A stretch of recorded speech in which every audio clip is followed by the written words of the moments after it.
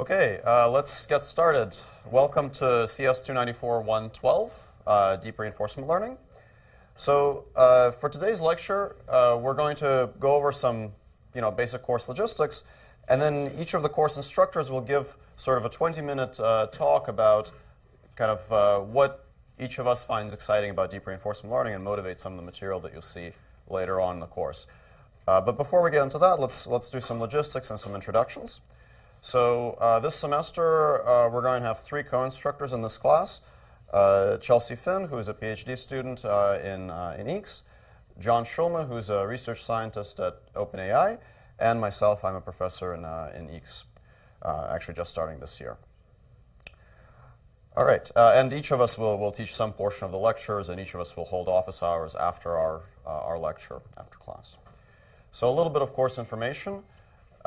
So there's the course website. Please do check out the course website. We have lots of useful information on there, including how to sign up for Piazza, which you should all do.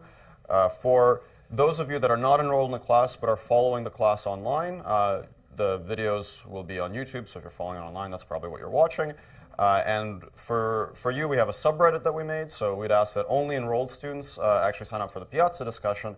But for those of you that are not enrolled, you're welcome to check out the subreddit and have discussions there. We're going to have office hours after class, each lecture except for this one, and except for the invited speaker lectures. So during invited speakers, there's no office hours, but after normal lectures, we'll have office hours immediately afterwards, and the location for that will be posted on the course website. It'll be, Chelsea, is it in this building or in SDH? Wednesday is Newton Room. Okay.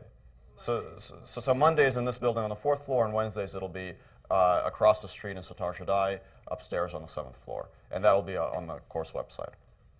And the lecturer who's giving the lecture will also hold the office hours that day. So that's also for the office hours, we do ask you guys to sign up in advance, to just put down your name, because if nobody signs up, then obviously we don't want to go and sit in an empty room. But do sign up. You can make sure that you reserve a slot so that if there's lots of people who sign up, you actually do get a chance to ask your questions. And we ask that because this is kind of a large class, and there's not a lot of teaching staff for a class this large, so please do sign up if you want to come to office hours. Okay, prerequisites. So hopefully all of you are aware of this. We do ask all enrolled students to have taken either CS189, CS289, or 281A. And if you are a PhD student and you took sort of an equivalent class in undergrad, that's fine. If you're not quite sure, or you think maybe it's sufficient but maybe not quite, do come ask me. We don't consider things like the Coursera machine learning course to meet the prerequisite, but if you took sort of a graduate level or advanced undergraduate level machine learning course, that counts. And if you're not sure, just come ask me. That's totally fine. Please enroll for 3 units by default. If you want to enroll for a different number of units, again, come ask me. You can enroll in less, but the class will be exactly the same. So it's exactly the same requirements for everybody, and we expect the default to be 3 units. The wait list is very, very full for this class, so it's a 70-person class, limited by the size of this room. The wait list has about double that. Unfortunately, if you haven't enrolled yet and you're not on the wait list, then probably you would have to take the class in a subsequent year. But those of you near the top of the wait list have been notified, and if some people drop, then if you're near the top, you'll be given an enrollment code. And lectures will be recorded. So since the class is full, we would ask that anybody who is not enrolled in the class to watch lectures online, because we want to make sure that there's enough seats in the room for all the enrolled students to be able to come to class and participate, because participation is part of your grade. So please do come to class, ask questions, and engage with the lectures. All right. What you should know. So there's sort of the formal prerequisites. We want you to have taken 189 or an equivalent class. Assignments will require you to, unsurprisingly, train deep neural networks. And it's a good idea to be familiar with standard automatic differentiation tools for deep learning. You may use TensorFlow or Theano. I think by default we'll sort of go with TensorFlow, but it should be possible to do the assignments in Theano as well. If you are not familiar with either TensorFlow or Theano, or feel like maybe you're a little rusty on that, or would like a bit of a refresher, we will kind of on demand, we will do a review section in week 2. Chelsea Finn will conduct that. But since we don't know how many of you want to come or what your backgrounds necessarily are, please do fill out that form. The link is also on the course website, so you don't have to write it down. But fill out that form. Tell us when you're available to do the section, if you want to do a section. And kind of a good rule of thumb is if you're not sure sort of if your background on this is strong enough, check out the TensorFlow MNIST tutorial. If you check out the TensorFlow MNIST tutorial and it's like super easy for you and you breeze right through it, then you're good. And if you feel like it's something that you're not completely comfortable with, then do come to the review section. And we'll get you right on track.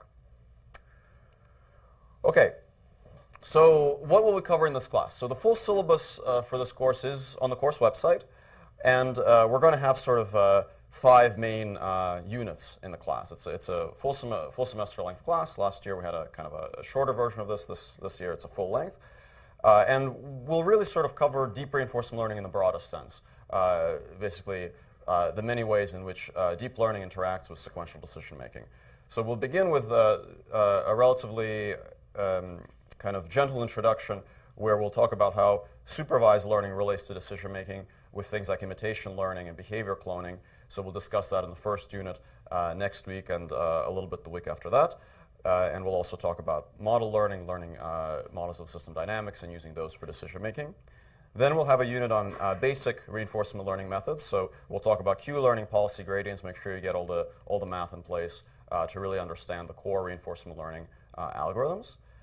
Then we'll switch gears again and have a unit on advanced model learning and imitation learning with things like learning to predict images, policy distillation, learning reward functions for demonstration, things like that.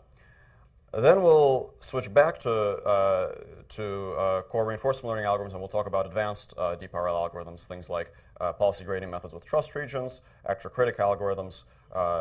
We'll cover deep Q networks and so on, and there will also be an assignment on both on advanced policy grading algorithms and on deep Q networks. And then in the last sort of third of the class, when most of you are going to be working on your final projects, we'll have open problems, research talks, and invited lectures. And the purpose of that will really be to get all of you really familiar with sort of what is the state of the art now, what are the limitations, what are the big frontier questions, and really that should get you ready to think hard about the most important problems in this field, hopefully. And we also have an excellent slate of invited speakers lined up, and we'll probably be inviting 1 or 2 more. OK, assignments. So we'll have 4 homeworks in this class. The homeworks will not be very large, so they shouldn't be too onerous. And then we'll have a final project, which is meant to be kind of a larger assignment. So the first homework will cover imitation learning. So we'll give you a little pre-trained policy, which will be sort of a substitute for a human demonstrator, and your job will be to experiment with some imitation learning algorithms to imitate that policy. Then we'll have an assignment on sort of basic reinforcement learning algorithms, kind of the core algorithms, which will not be deep reinforcement learning, but just shallow reinforcement learning to get you familiar with the algorithms. We'll have an assignment on deep Q learning, and then we'll have an assignment on policy gradients with neural network policies. So those will really get you some hands-on experience with kind of modern deep RL methods. And then we'll have a final project. So the final project, the expectation here is that this is sort of a research level project on a topic of your choice. You may form a group for this project of 2 to 3 students. You can also work by yourself if you'd like. We'll sort of adjust the expectations accordingly. There will be a final presentation, a final project report at the end. And you are more than welcome to start on the project early. So if you have some idea of the project you want to do, or you have some idea of the group that you want to work with, by all means, do get started early. If you're not sure about the topic, just contact the core staff. We'll also have a list of prospective topics that can get you thinking about this stuff posted on the course website shortly. But you're also welcome to come up with something of your own. And we're generally fairly open-ended about the kind of projects you want to work on. They should have something to do with deep learning and decision-making. But we expect to be reasonably flexible on that. So if you're not sure if your topic fits, just let us know, and we can chat about it. Grades, most of the grade is going to be based on the final project. Each of the other homeworks is worth 10% of your grade for a total of 40%. And then if you are an enrolled student, we do expect you to come to class. You're welcome to watch the lectures and online and get a review of it, but we do expect you to come to class, and we'll have a little participation grade. So please do show up and make sure that you get that participation grade. For those of you that are standing in the back, there are a couple of seats here in the middle, although probably not enough for all of you. Yeah, hopefully in later classes, please do make sure that if you come to class, you are in fact an enrolled student. Okay, so as I said, the main purpose of today's lecture will be for each of the course instructors to give a little introduction with their own perspectives on DeepRL. And that's what we'll do next. But if any of you have any questions about course logistics, assignments, or anything like that, if you have a quick question, you're welcome to ask that now. Okay, yes? The number of units should be 3. You may enroll for less if you'd like, but it will not affect any of the assignments or our expectations. So if you have some technical reason to enroll for less, that's fine, but the same expectations for everyone. Okay, so let me get started with sort of my 20-minute pitch, and then we'll switch to the next instructor. So my portion of it will be a little bit high level, but then Chelsea and John will hopefully delve more into some of the details. So here's sort of my high-level pitch of this. In my work, I'm very concerned with how we build intelligent machines. And we can kind of go through this interesting thought exercise and ask ourselves, well, how could we build intelligent machines? One way that we can get started on building intelligent machines is we can think about, well, we have all these intelligent people, and we can try to figure out what is it that makes people able to have this kind of really flexible and adaptable intelligence, and how can we replicate that in machines? So if you want to build an intelligent machine, where would you start? Well, you can look at a person, you can look at a person's brain and say that, well, a person's brain can do all these different things. They have some part of their brain that does motor control, some part that processes visual images, some part that processes smells. We can kind of dig down into each of these, try to analyze what goes in, what comes out, what are some of the mistakes that module makes, try to guess something about its function, and then write down a piece of code that we believe does something qualitatively similar. And this is, in very broad terms, this is essentially what a lot of our artificial intelligence is concerned with. And, this kind of view of the brain as a collection of connected modules, I sort of intentionally chose a somewhat facetious picture here. You can break up the system, the incredibly complex system, in many, many different ways. Some of those ways make sense, some of them make less sense. In the early days of the scientific method, so to speak, some of the ways that people thought about the brain didn't entirely make sense. Now we have much more sophisticated views of this. And even with the best of our current technology, we can still somewhat break things up into these interconnected modules and say a few hopefully reasonably accurate things about what each of those modules does. But it gets really, really complicated, especially if you want to construct a theory that has some bearing on reality. So, the phrenology theory there on the left presumably has relatively little bearing on reality. Our modern view of neuroscience hopefully is much, much more accurate, but it's still dizzyingly complex when it comes to trying to think through how each of those components could be implemented in code in a computer. So what if instead of trying to implement each of these things, actually program each of them yourself, what if we had an adaptive learning-based method? And there's, I think, a reasonable argument to be made that learning can be viewed as the basis of intelligence, because while there are some things that we can all do, perhaps due to our natural aptitude, for example, basic motor control, there's an argument to be made that some animals kind of basically come pre-programmed with some basic motor control like walking, especially if they can walk immediately after being born. Like horses, humans can't do that, but it's probably reasonable to say that humans have some innate aptitudes towards things like recognizing faces that are exaggerated beyond what they would get through learning alone. But there are also some things that we can do that are clearly not things that we could possibly be pre-programmed for, that are clearly the result of learning, like operating a car, which is not something that we could have possibly evolved to do. So clearly learning is a very big component of our intelligence. And we can learn a very huge variety of things, including very, very difficult things. So with a little bit of a leap of faith, we can make the argument that, well, perhaps our learning mechanism is so powerful that even if we do have some things that are innate, perhaps that's sort of not the strict minimum necessity for some degree of intelligence. That if once you have a sufficiently powerful learning machine, then it can learn everything it needs to behave intelligently and adaptively. So therefore, the learning mechanism is powerful enough, and if we can just figure out the right learning mechanism, we could have that power without having to manually program each of these modules and figure out how they're wired together.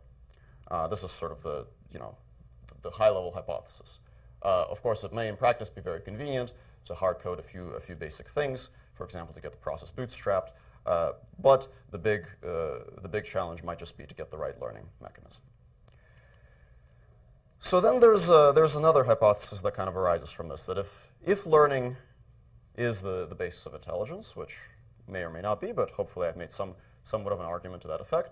If that is the basis of intelligence, then is it the case that you need sort of different learning mechanisms for each of the individual modules? So have we actually won ourselves anything, or have we simply replaced the problem of building a bunch of modules manually with the problem of building a bunch of learning algorithms manually? That's a good question, a fairly deep one. And it may be that it's sort of bad news, and the learning mechanism you need to learn how to see is completely different from the learning mechanism you need to learn how to move, which is different from the one that you need to learn how to smell, and so on. And then we perhaps won ourselves a little bit. Maybe building those learning algorithms is easier than building the individual modules, but we're still kind of in this really painful systems building problem. But perhaps that's not the case. Perhaps it's enough to build one or a small number of very flexible algorithms that can then accomplish the job of actually building each of these modules. And there is actually a little bit of evidence that suggests that perhaps this is the case. So I'll show you a few pieces of evidence here. These are somewhat shamelessly borrowed from some slides by Andrew Ng, who gave an excellent talk on this topic a few years back, with a few examples of learned behaviors in humans that seem to suggest an extremely high degree of adaptability, at least when it comes to processing sensory information. So this picture here is a little device that consists of a camera attached to an electrode array that you can put on your tongue. And the individual nodes on this array will send a little electrical impulse based on what the camera is seeing. And it turns out that you could actually do a test on a human subject to test their visual acuity when their eyes are covered or closed, or if they're blind, and show that indeed using this little tongue-based electrode array with signals coming from the camera, they have some degree of visual acuity, which essentially means that you can learn to see with your tongue. Now, clearly the tongue was never designed for this, and I'm at least not aware of any animals in nature that see with their tongue, but people can figure that out, and that suggests a very, very high degree of adaptability, in this case in the somatosensory cortex, that perhaps is not easily explained with the modular view over here. People can learn to use sound and their voice to localize objects and obstacles. This is called echolocation. There are examples of echolocation in nature in animals like bats. People aren't sort of out of the box equipped to do that, but with enough practice and enough incentive, turns out that you can actually do a passable job of it. And perhaps one of the more compelling pieces of evidence for this degree of plasticity is the so-called ferret rewiring experiment. So this is a set of experiments that was conducted on ferrets, and I believe it's since been replicated on other animals as well, where the optic nerve was actually severed and reconnected to the auditory cortex in the brain. And after that, again, you conduct some experiments, and you can test the animal's visual acuity, and it turns out that after an adaptation period, the animal can actually recover some degree of visual acuity, essentially by processing visual information using its auditory cortex. So that, again, suggests a very high degree of plasticity and adaptability. And in fact, anatomical studies sort of also suggest that at least the neocortex is sort of somewhat uniform throughout different parts of the brain. So that if you, at least at a coarse level, if you look at the composition of the auditory cortex or the visual cortex, there's not any gross anatomical differences that immediately jump out at you, which further supports this idea that perhaps there's sort of a single uniform substrate that's adaptable enough to process all of these different kinds of sensory information. Okay, so maybe this is not completely open and shut case, but some convincing evidence that a certain degree of plasticity is present, and perhaps there's a single adaptation mechanism that allows each of these components to adapt to process the information that they're receiving. So if we buy into this idea that perhaps a single algorithm can perform the job of all these different modules, or at least can train all these modules to perform their job, then we can ask ourselves the following question. If we'd like to design a single algorithm that can be the basis of learning-based intelligence, what does this algorithm need to be able to do? Can we at least write down some sort of bare minimum things that it needs to be able to do? Well, it needs to be able to interpret rich sensory signals. At least for us, our sensors are actually quite complex. They don't seem to be particularly optimized to produce low-dimensional inputs. So, our sense of touch is extremely high bandwidth. Our eyesight is unbelievably high bandwidth. And there are ways to compress this information, but for whatever reason, we don't do it. And the most obvious ways to endow our machines with senses like this also would be very high bandwidth, things like cameras, LiDAR, and so on. So it seems like being able to process rich, extremely high-dimensional sensor information is a crucial component of having this kind of learning-based intelligence. And then the other thing is that we need our intelligent machine to be able to choose complex actions. And here again, it's actually the same story, that there are ways to build actuation mechanisms that are extremely low-dimensional, that have a very small number of commands that give rise to complex behaviors. And that doesn't appear to be what's going on, at least with humans. With some animals, especially insects, that sometimes is the case. With humans, it's not. We have actually more muscles than we have degrees of freedom in our skeleton. The system is overcomplete, and somehow that doesn't seem to be bothering us very much. So it seems like we're able to deal with complex actions, with complex, very high-dimensional outputs just fine. So then we can kind of hypothesize that we need to be able to interpret rich sensory signals, and we need to be able to choose complex actions. So why is it kind of a good idea to look at deep reinforcement learning and related methods as one of the ways to get there? Well, the deep part refers, I guess, traditionally to training deep neural networks, but more generally large high-capacity models. That has proven to be a very effective way to process complex sensory input. So if you have to process complicated, very, very high-dimensional input that involves all these different complicated factors of variation all superimposed together, it seems that large high-capacity models like deep neural networks do a remarkably good job of that, probably better than any other mechanism that we know today. So it seems like a good idea to include that as one of the ingredients.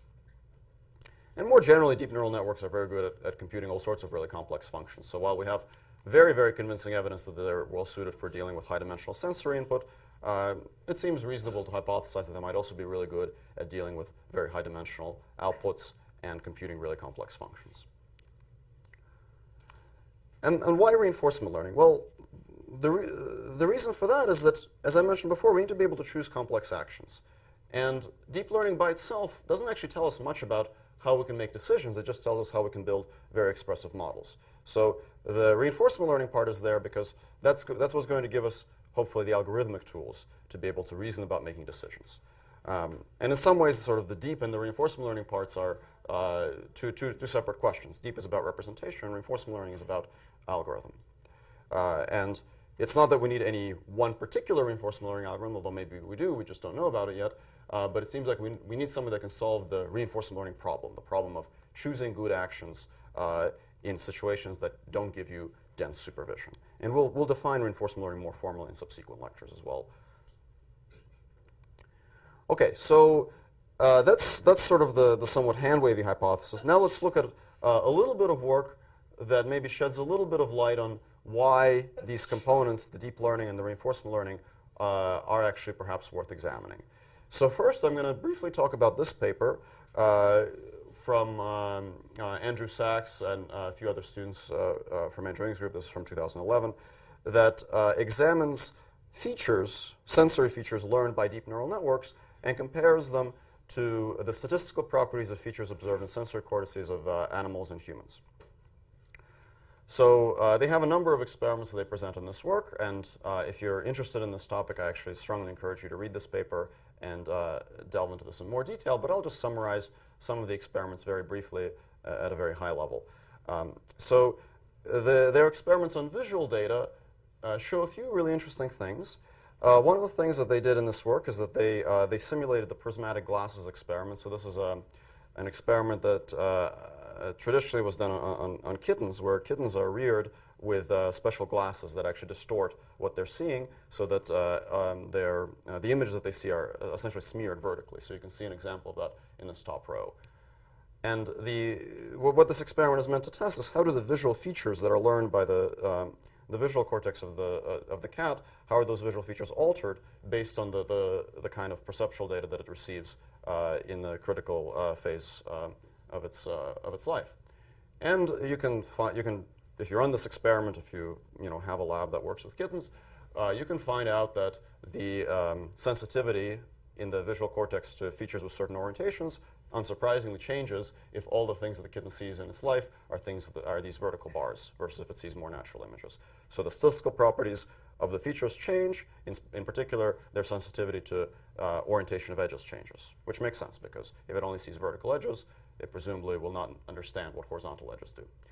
But you can repeat the same experiment with deep neural networks. You can, in their case, they run an unsupervised learning algorithm on natural images and on images that have been distorted in this way, and they find that actually the gross statistical properties more or less line up with the ones that are observed in the kitten rearing experiments.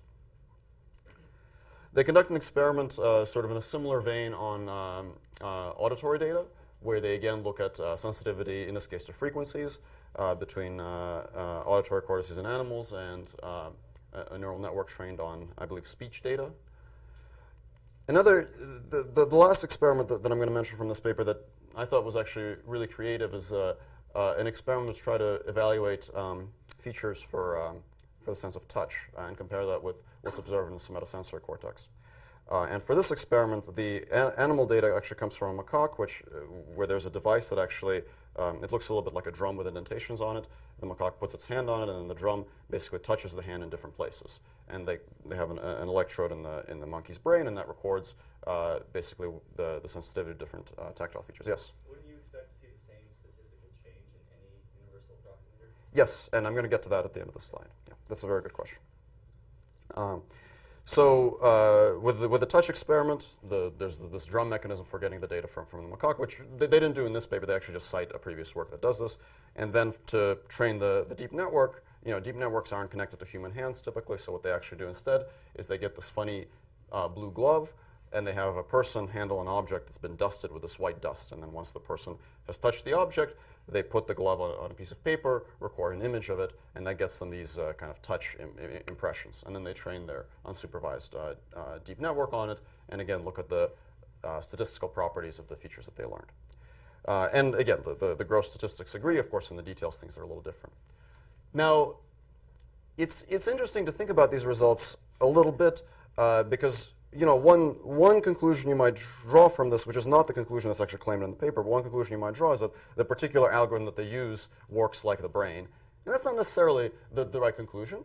I think, going back to the comment earlier, it's just as possible that, in fact, what's going on is that these sensory modalities have certain statistical properties, and a sufficiently powerful function approximator, whether it's a deep neural network or something else, can capture those statistics.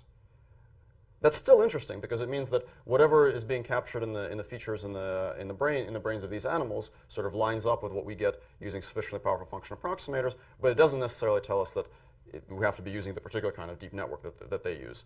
And in fact, a little bit of kind of food for thought there is that, at least for the visual data, there are lots of algorithms that will produce features with high-level statistics that match up with the ones observed in the brain, including things like sparse coding, and if you're clever about it, even k-means. So the point is not so much that it has to be this particular deep neural network, but that it has to be large enough and have enough capacity to be able to capture the statistical properties that are actually in the data.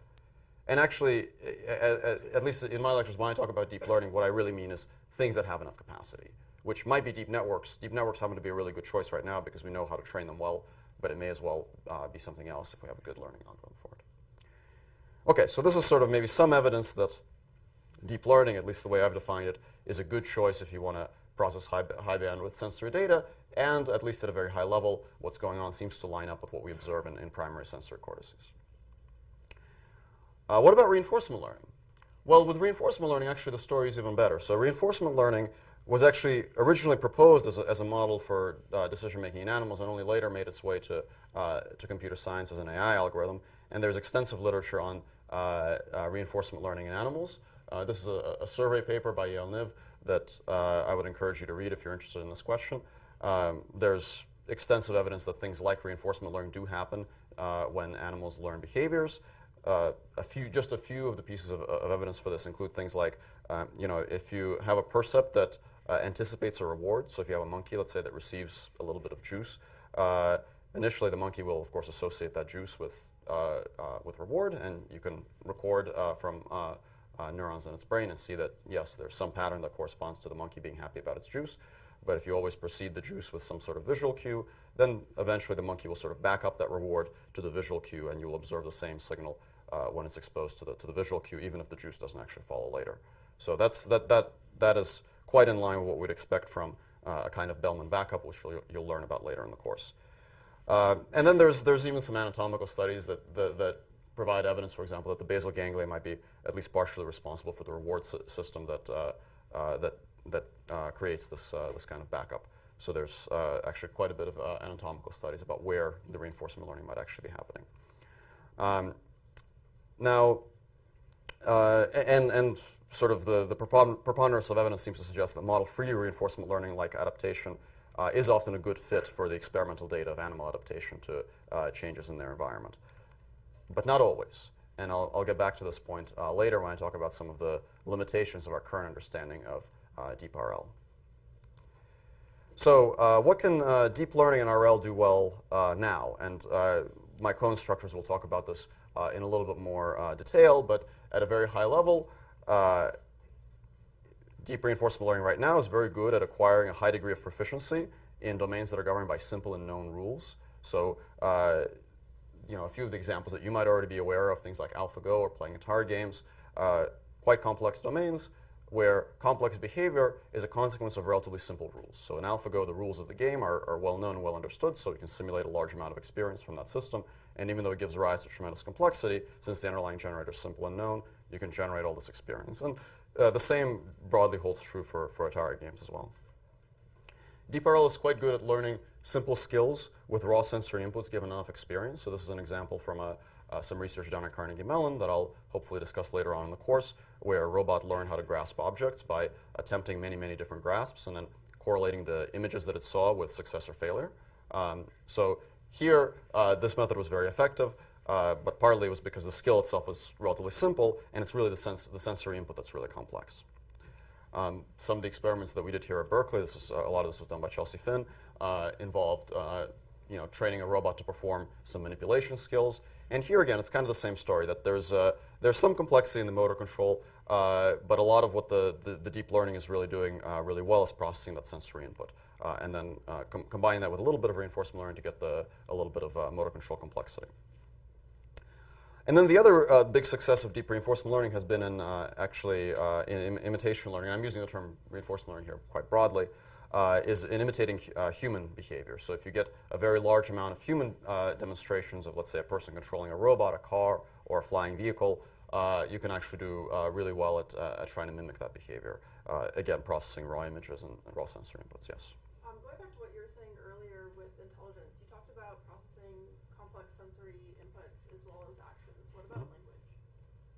Yeah, so in this section, I actually intentionally didn't get into language, partly because I don't know as much about it, but partly also because I think there's a reasonable argument to be made that at the stage where we're at now when it comes to building intelligent machines, there are animals that don't have language, but have substantially more capability than the best autonomous systems that we can build. So intelligence, it's not necessarily limited to humans, right? It's sort of tempting for us to think that we're really, really smart, and therefore the only thing we should look at is humans. But actually, I have no idea how to build a robot today that is as adaptable as a rat, for example. And it's not just because the rat is mechanically really, really cleverly built. It's because the rat is very smart and adaptable, but doesn't have language. So I think language is really interesting. I think that perhaps there are other things that are kind of more pressing challenges if we're particularly concerned about trying to find the most direct line to more intelligent systems. Okay, so what has proven challenging so far? So what are the things that are kind of perhaps badly lacking?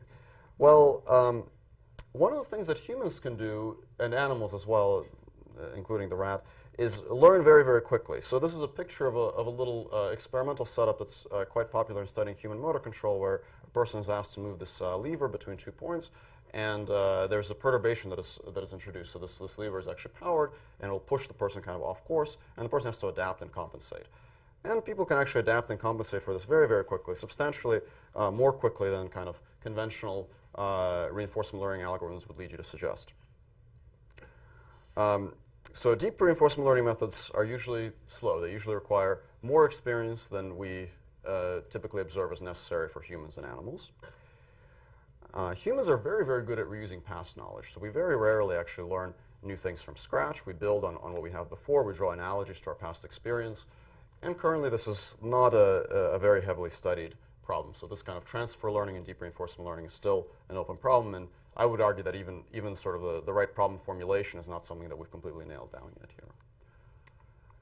It's often not clear what the reward function should be. And this is something that I think Chelsea will talk about a little bit in her portion of the talk. And it's also not clear what the role of prediction should be. So I mentioned at the end of that slide on reinforcement learning that model-free adaptation often is a good explanation for behavior observed in animals, but not always.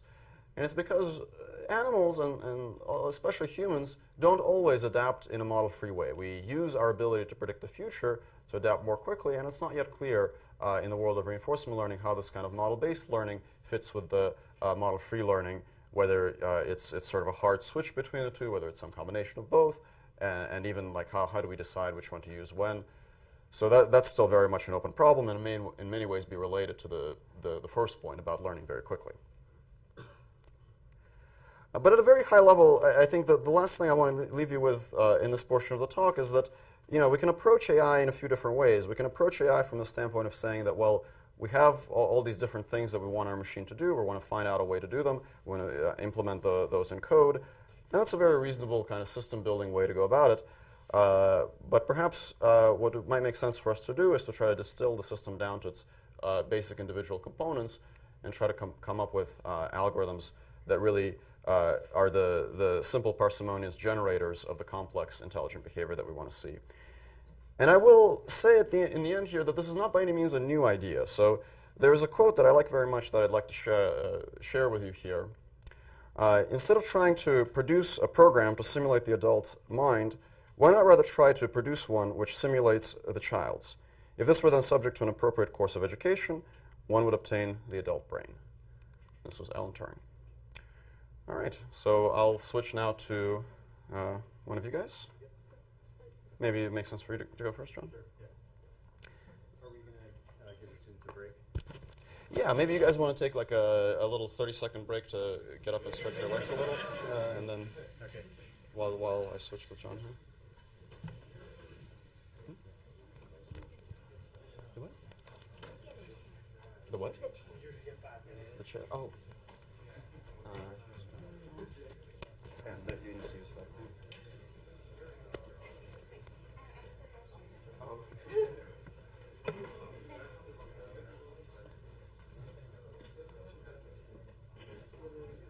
And we'll leave this here for Chelsea. Mm-hmm.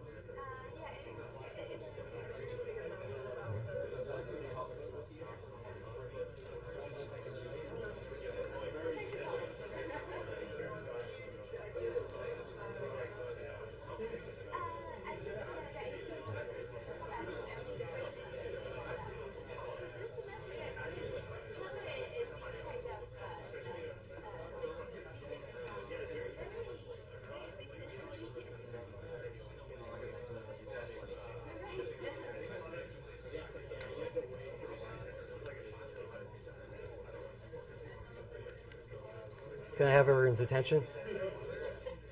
Or do I need to press the... Okay. This is recording, okay. Yeah. They're both recording. Okay.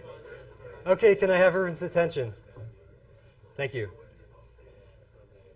So I'm John. I think, was there an intro at the beginning of the class? Okay, I unfortunately. We all know who you are. Okay.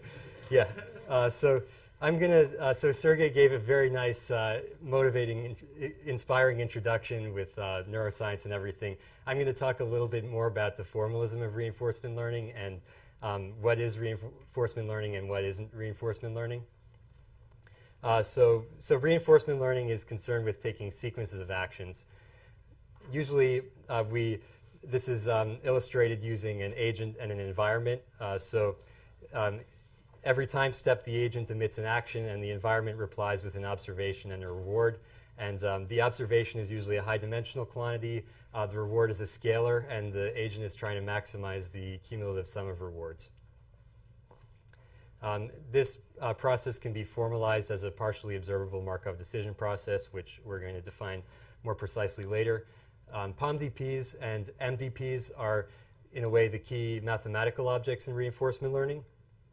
However, not everything we're going to talk about in this class is how to maximize rewards in POMDPs, because, as Sergey pointed out, sometimes you don't have the reward function, for example, in imitation learning. So to be more inclusive, we might say that deep reinforcement learning will be about how to solve POMDPs and also some things that aren't POMDPs. Which means it's how to solve everything. Yeah, right. Let's just give a few examples of what the observations and rewards might be in different kinds of problems. So in robotics, your observations might be camera images and joint angles for the robot. Actions would be, for example, joint torques. And the rewards would depend on the precise problem that you're trying to solve, but it could be to stay balanced or navigate to some target locations or something more abstract, like serve and protect humans. Another motivating application for reinforcement learning, which has been around for a while, is various decision-making problems in business operations.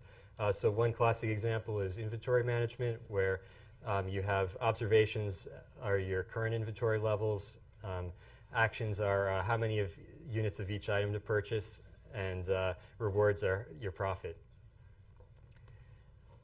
Reinforcement learning is also starting to be used a lot in other machine learning problems that don't look exactly like decision-making problems, but it turns out that it's natural to solve them that way.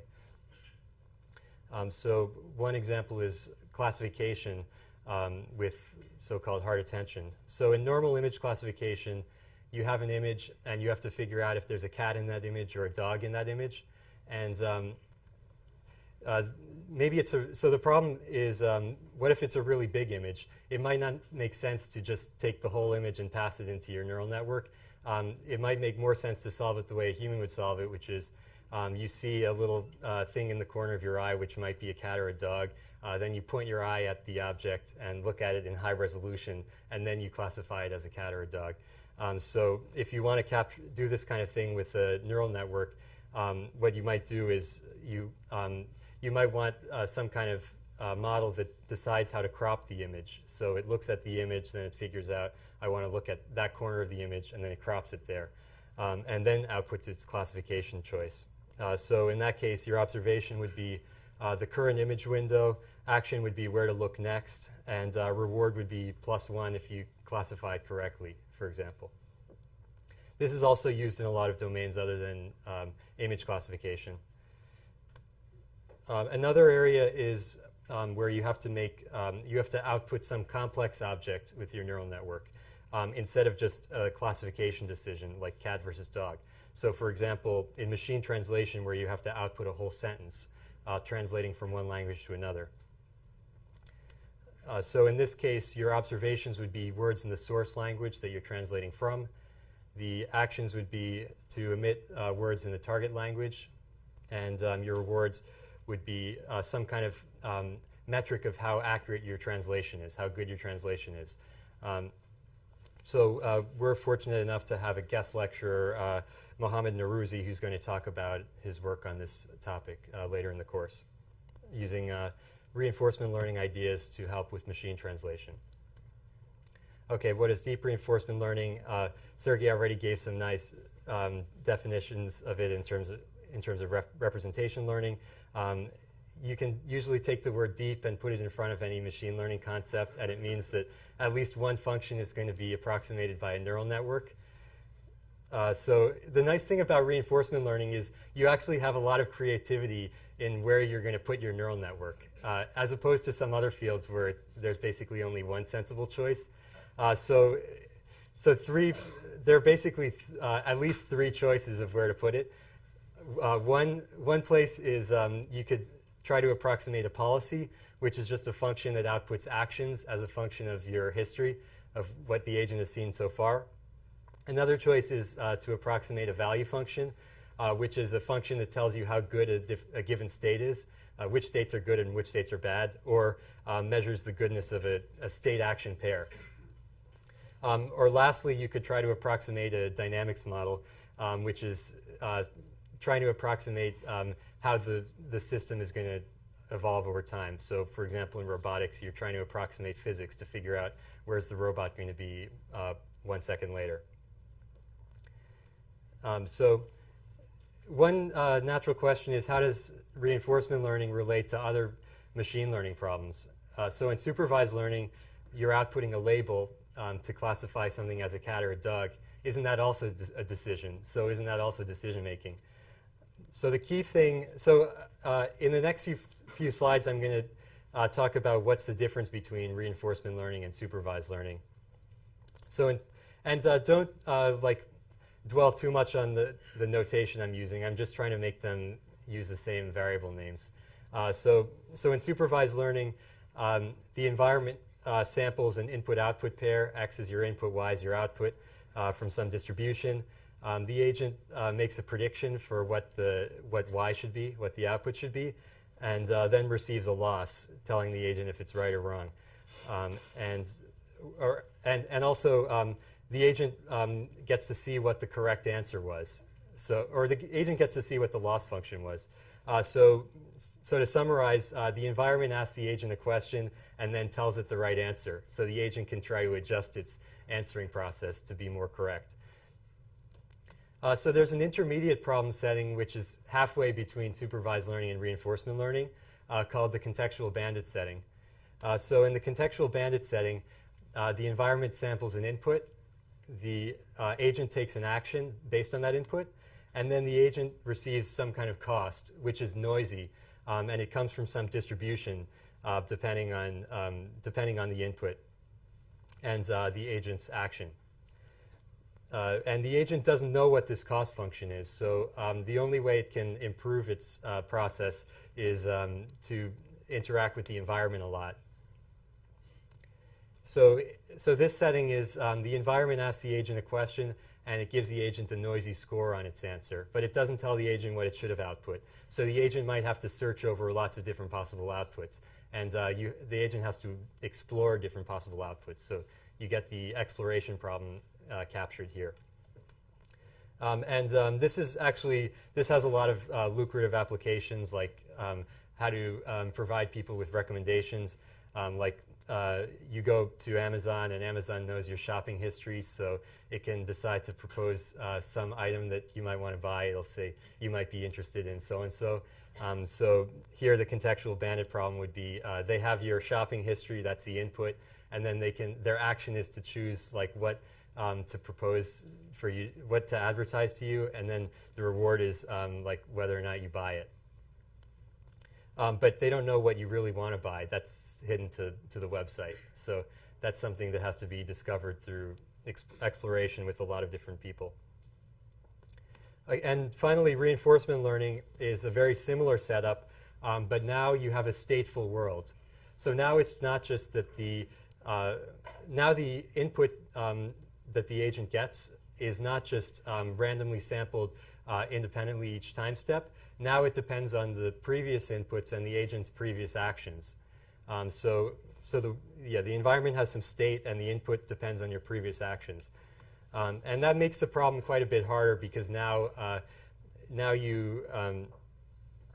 if you change what the agent is doing, you start receiving different data. So it's like the input data to your agent changes as a function of what the agent is doing, and that makes it hard to come up with a stable algorithm.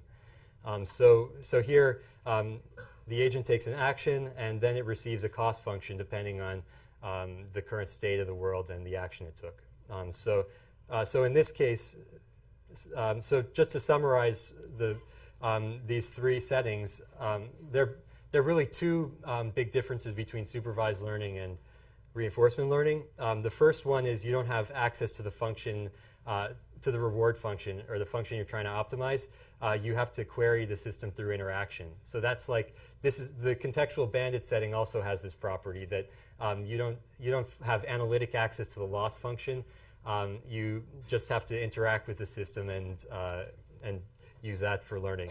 And the other difference, which makes reinforcement learning different from contextual bandit, the contextual bandit setting, is you have a stateful world where it's history dependent. Okay, so so deep reinforcement learning is a pretty hot topic right now, and it hasn't. This is the first time Berkeley has a full course offering on it, as far as I know. But actually, some of the idea of combining neural networks with control and with reinforcement learning is actually has been around for a while. So it's useful to be aware of the history, so we can so we can look back and say what did well, first of all, what were they missing, and what did they get right, and what were they missing, and also just to be give credit where it's due. So I mean, using neural networks for control has been around since at least the 90s, and so this has been used in the control theory community a lot. There's even a book on neural networks for control. So this also combining neural networks with reinforcement learning algorithms like Q-learning has also been around for a while. I mean, you can see it in some of the in some of the older papers on reinforcement learning that the people working on that were also interested in neural networks. But actually, I particularly like this, reading this thesis, which is Longjin Lin's thesis from 1990 or 1993. And I'd say this is the first deep RL thesis written. And the funny thing about it is, when you read the abstract to it, you think, oh, that could have been written today, and it would have seemed like modern. And this is what the same questions people are thinking about now. So it's got, like he's talking about, combining reinforcement learning algorithms with neural networks to get better generalization. Experience replay, that's an idea that's become prominent again recently. Learning from demonstrations to speed up the process. And having some kind of hierarchy where you have like high-level actions as opposed to just low-level action, and so on. So that it just makes you think a little bit. So I would say the first really impressive result obtained using reinforcement learning and neural networks, at least for game playing, is TD gammon. So this was back in the early 90s. Jerry Tesoro used a neural network to play the game of backgammon, where this is a board game that's where you roll dice and you move these pieces around. And the algorithm he used ended up using a MLP, a multi-layer perceptron, to approximate the value function for backgammon. And he learned this by having the neural network play against itself lots of times. And it ended up getting up to the level of experts using this pretty simple RL algorithm. And eventually he was able to beat the top human experts by adding a little more hand engineering. So this was a really big breakthrough on the games front. And there's been also a lot of recent work with games using deep learning and reinforcement learning. So Atari has become a test bed, and a really popular test bed, and that got people really excited about the field a few years ago when results came out from Vlad Nee and collaborators showing that you could learn to play a lot of Atari games with this algorithm called Q-learning plus their modifications. And more recently, people have applied different kinds of algorithms, policy gradient algorithms. That's another kind of RL algorithm, and Dagger, which is a sort of imitation learning algorithm. You guys are going to implement all of these in the class. and robotic. There's also been some success in the robotics domain. So here are my two co-teachers in an awesome picture, along with our advisor Peter Beal, doing using guided policy search. That's an algorithm that we'll learn about later in the class to learn robotic manipulation behaviors really fast. And there's also been some work on learning robotic locomotion controllers using policy gradient algorithms. And maybe the recent result that got the most press is AlphaGo back last year, where this team from DeepMind was able to get a program to beat the world champion, the Go world champion, or one of the top players in the world at Go. This approach actually combined a lot of different ideas. It wasn't just like one algorithm, one simple algorithm that was applied at large scale. There was sort of a grab bag of different tools, many of which we'll learn about in the class. So they use supervised learning, where you train from tons of expert games to try to predict what the experts are going to do. That's just learning a classifier that maps from the board state to the 361 outputs of which move you're going to take. So that's the supervised learning part. Policy gradients, that's another kind of RL algorithm we're going to learn about. Value functions, and also Monte Carlo tree search, which is that's a more classic technique that goes and searches all the possible moves from either player. All right, that's all for my slides. Chelsea?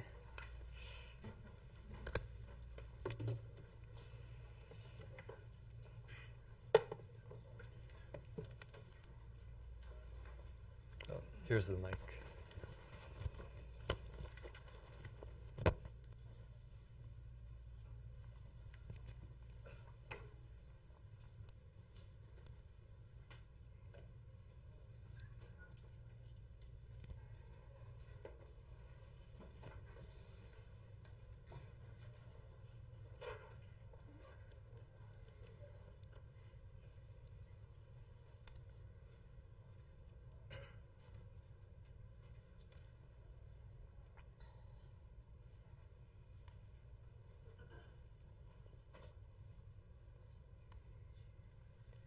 Okay, so John talked a lot about reinforcement learning and a lot of the powerful framework of learning from reward functions and learning from learning in sequence. And what I'm going to be talking about is how we can go beyond that, because reward functions, I guess I'll start with saying, here's an example of an Atari playing agent that John mentioned earlier, where the agent has learned how to play the game of Breakout.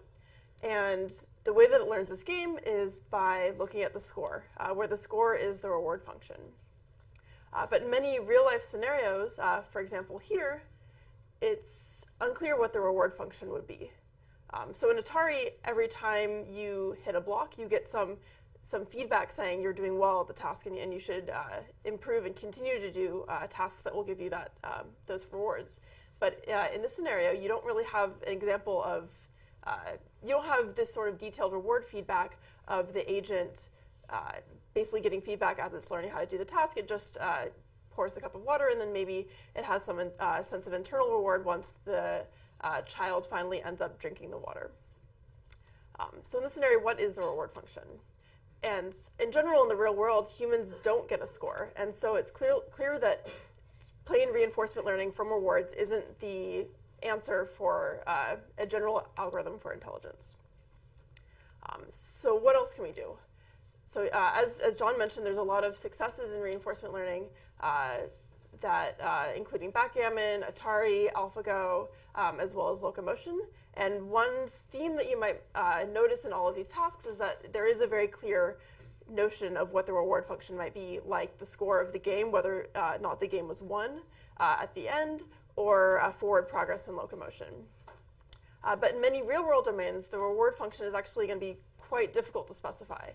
For example, in this task before, the reward function, if you wanted to formulate this as a reinforcement learning problem, what you might have to do is then design some detector that takes in an input of the image and tries to tell how much water is in the cup, And then given that detector, then determines a score based on how much water was in the cup versus how much water isn't in the cup or may have spilled onto the floor. And engineering that sort of reward function kind of defeats the whole purpose of learning. This isn't just true in robotic manipulation. It might and learning to pour water in a cup. It's also true in many other scenarios, like autonomous driving, dialogue systems, virtual assistants, and others as well, where you don't have this very clear-cut reward function. You may have some reward function, like at the end of your task, it's clear that you succeeded versus you didn't succeed, but you clearly need much more than that in order to be able to learn how to successfully perform what you want to perform. So what other forms of supervision or information can we learn from? So one that both Sergey and John touched on is you can learn from demonstrated behavior. For example, through imitation or inferring the intention of the desired behavior to try and accomplish that behavior. Another form of information is self-supervision or prediction. So as you're acting in the world, you're constantly getting feedback on what's happening as a consequence of your actions. And this in itself can be a form of supervision because you can try and predict what's going to happen if you take different actions. And lastly, you can also combine these sorts of learning algorithms with other objectives and additional sensing modalities to try and predict things that might be relevant to the task. So I'm going to talk about each of these in sequence, and then we'll end the lecture. So first, learning from demonstrated behavior. So it's very clear that this is something that humans do. So starting at as early as 8 months, we see that humans imitate very simple actions and expressions from adults that they see in the environment. And at 18 months, infants will imitate after a delay and will imitate multi-step actions. And after 36 months, infants will imitate multi-step actions after a delay. And for example, in this paper, they showed that actually 14-month infants, after a week of delay, so the way that the experiment was set up is that they brought the infants in and showed them an object and showed a human manipulating that object in a way that they would have never seen in the real world. And then they brought the infants back a week later and presented them with that object and observed that very frequently the infants would imitate and would do what they saw a week prior with that object when they were presented with the object.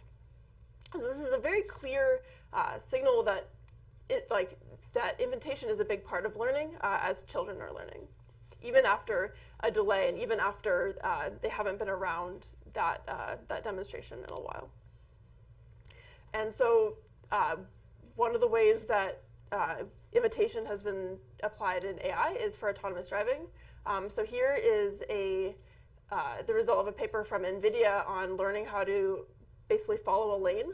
And it was able to, this is the car in the video is the car that is driving autonomously through imitation. And the top right shows the vehicle's camera. And it's through an algorithm that you'll learn about in this class, basically through straight imitation of human behavior, is able to learn how to drive in a variety of conditions, such as rain, as I showed before, as well as in snow. And despite how basic the algorithm is, just trying to imitate the actions that the human drivers take, it's quite impressive what the car is able to do.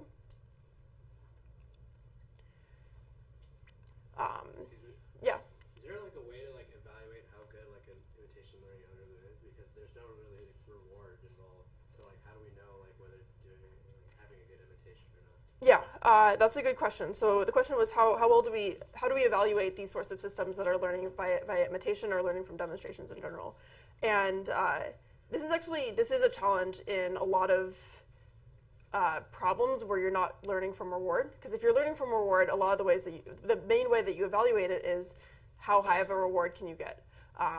In this situation, it's less clear-cut, and usually the ways for evaluating it are task-specific or domain-specific. For example, in this case, you may a common way to evaluate driving systems and mobile robotics is the operation time without crashing, the number of times a human has to take over for a sequence, and and also, if it's a non-driving task, you might have a specific task that you set up that you're trying to imitate, that you're trying to learn, and the success rate is how you measure it.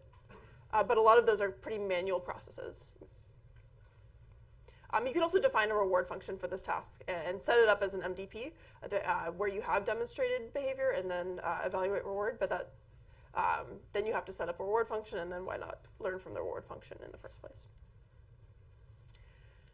Okay, and beyond imitation, it's also, there's evidence that humans are doing more than just imitating actions, but imitating the result of an action, and specifically inferring intentions. So in one paper that was done in 2006, they showed that here's a human demonstrating a task, or actually failing to actually complete the task, and you'll see the infant that's 18 months old in this case is able to understand what the human wanted to do and help the human complete the task.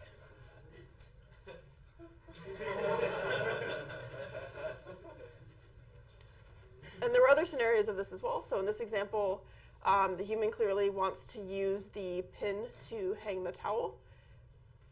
And the infant, even at 18 months, is able to understand the goal and able to help the human complete the task.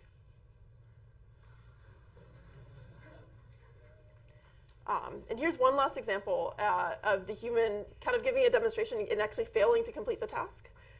And the infant is able to figure out the task.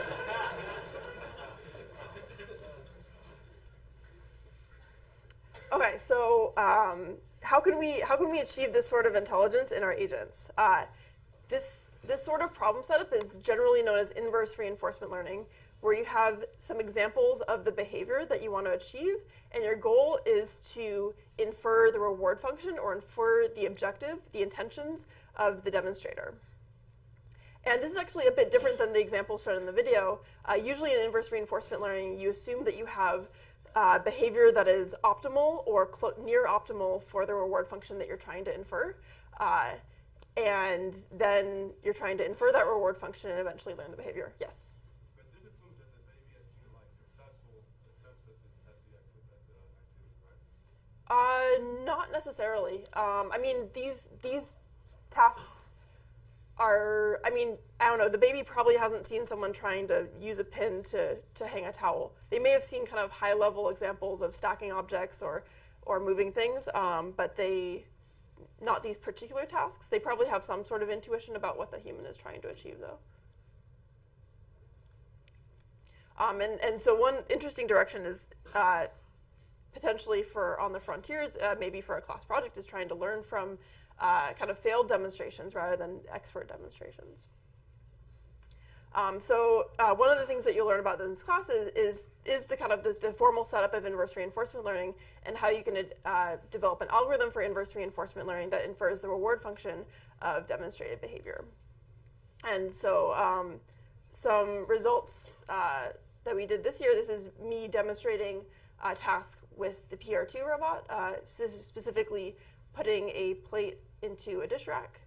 And through an inverse reinforcement learning algorithm is able to infer the reward function of the task, and then successfully learn behavior using that inferred reward function. And so in this case, the reward function that it learned entails both being gentle with the plate and manipulating it slowly, as well as successfully completing the task. And we also have another example of pouring, like I showed before, where in this scenario, the cost function is more complex, because you don't you want to get to the cup and start pouring at the correct location. And so here's some of the learned behavior for this task. And actually, back to your question on evaluation, the way that we decided to evaluate this is we put almonds in the cup and we measured how many almonds ended up in the goal cup. Okay, so the second form of supervision that I mentioned before is prediction.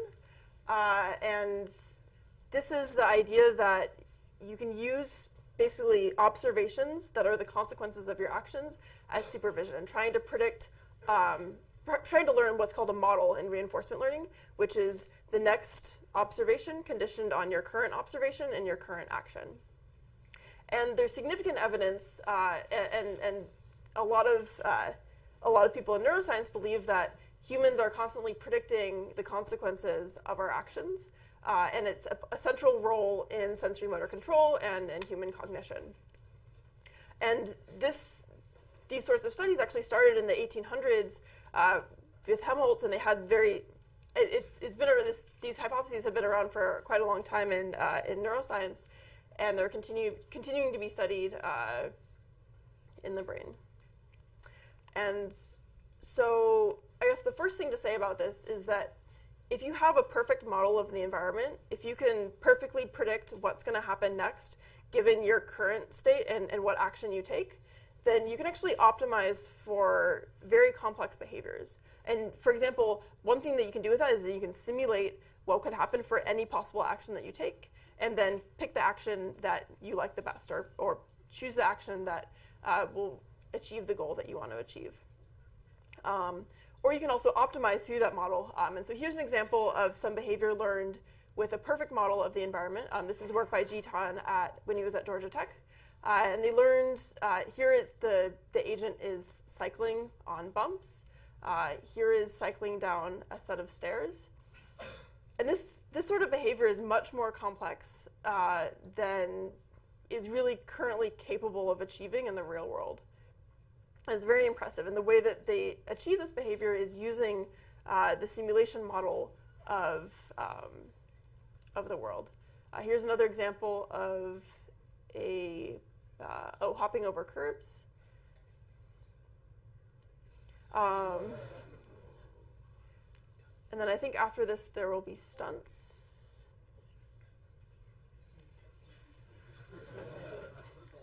And this isn't the only example of using models. Another example is, there's a lot of examples of learning locomotion, learning other skills. Question?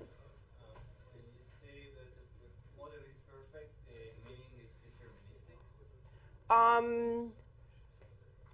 In this case, I believe it's a deterministic model. And so that certainly helps. But what I meant by perfect is that it knows exactly what's going to happen, and that it is, in this case, it is deterministic as well. So it's differentiable, so you're learning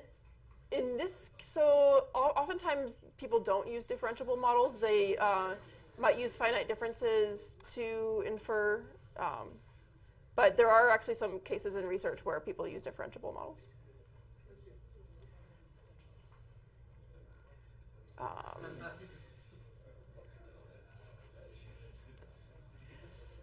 Okay, so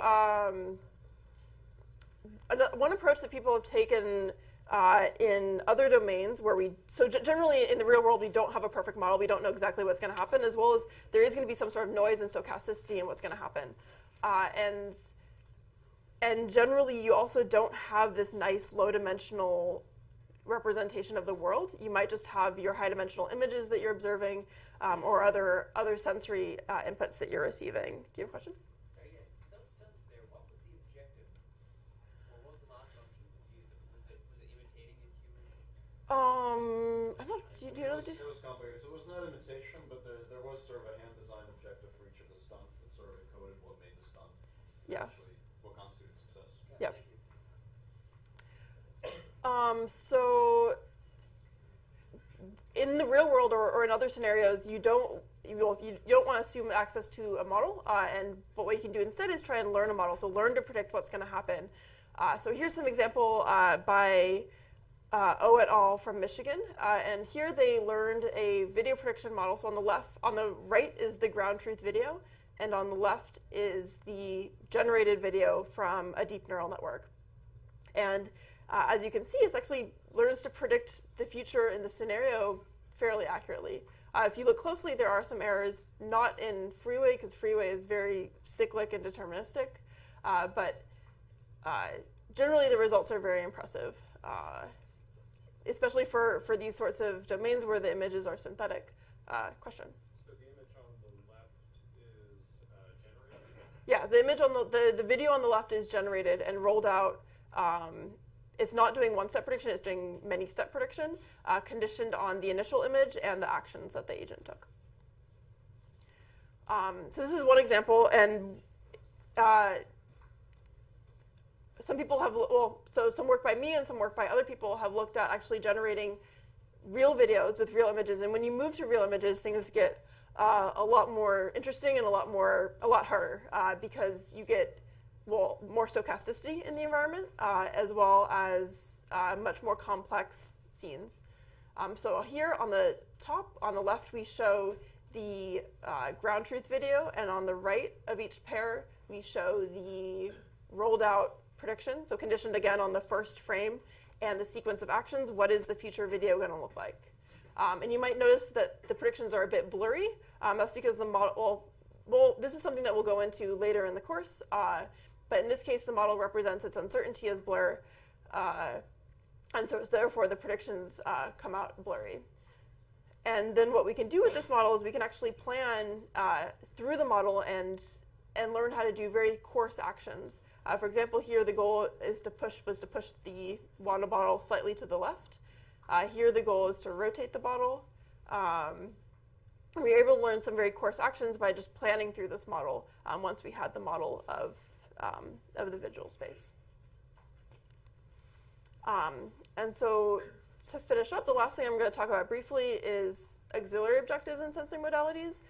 So I don't know if this is something that we're going to touch on in great detail in this course, but I think it's something worth mentioning, is that there's many other sources of supervision that you can use to kind of aid your learning, especially if you're trying to learn some big neural network function and you're trying to learn the representation from the observations up.